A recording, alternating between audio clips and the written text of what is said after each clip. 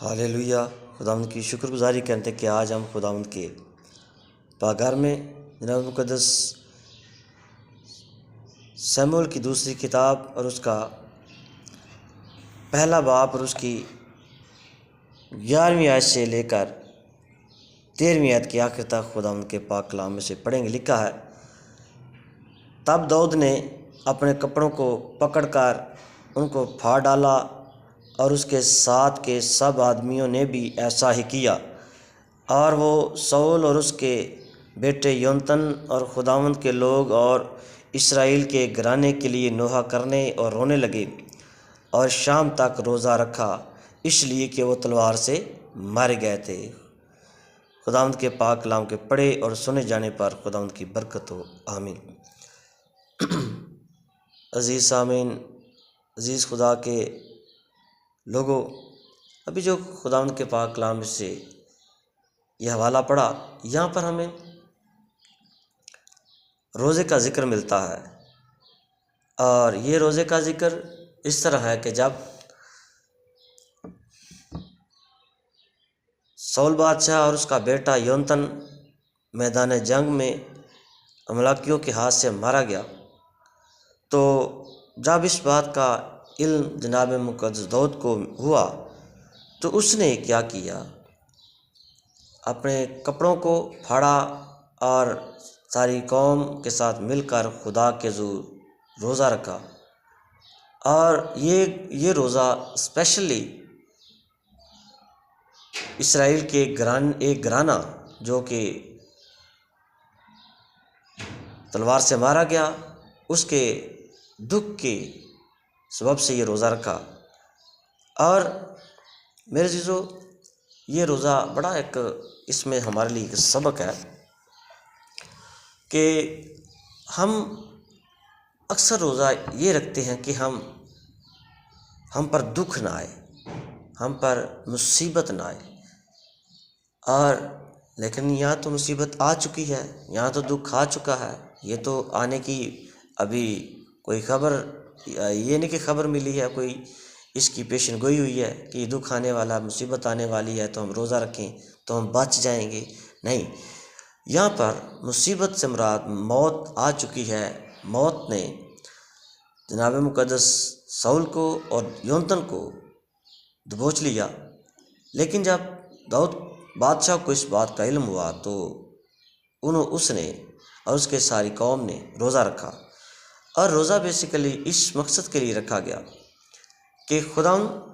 یہاں پر ایک عکس نظر آتا ہے۔ وہ عکس یہ نظر آتا ہے کہ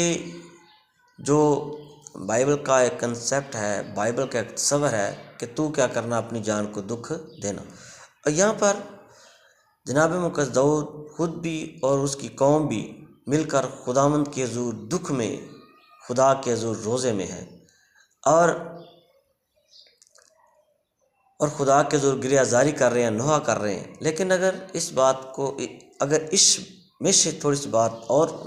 نکالیں تو ہوتا یہ ہے کہ ہم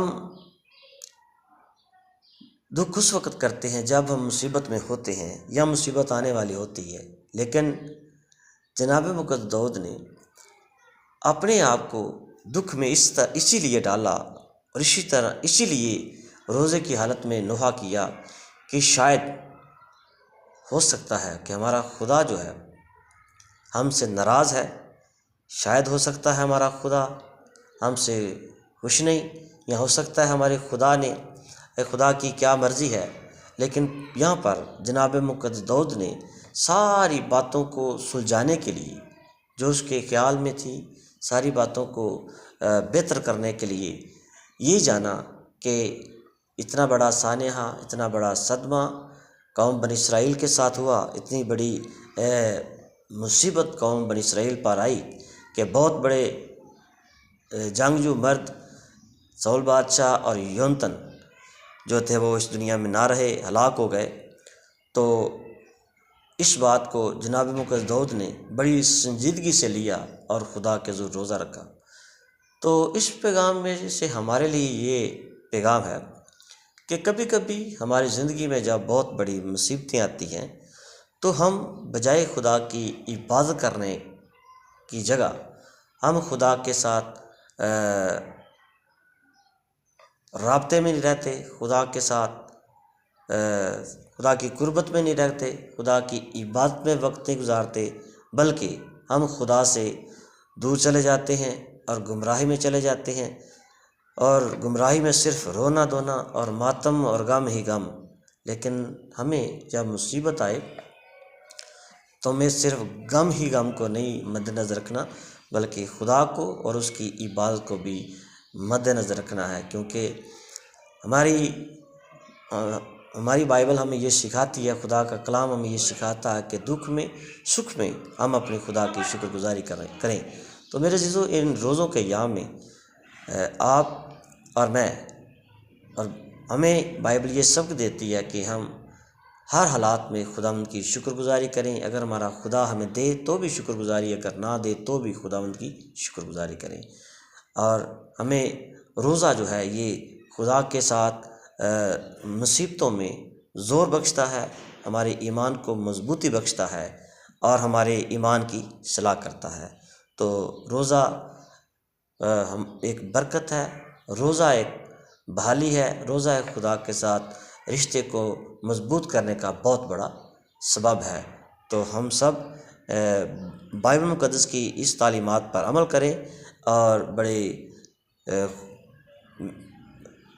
خوبصورتی سے اور بڑے مصمم ارادے کے ساتھ روزہ اور عبادت کریں۔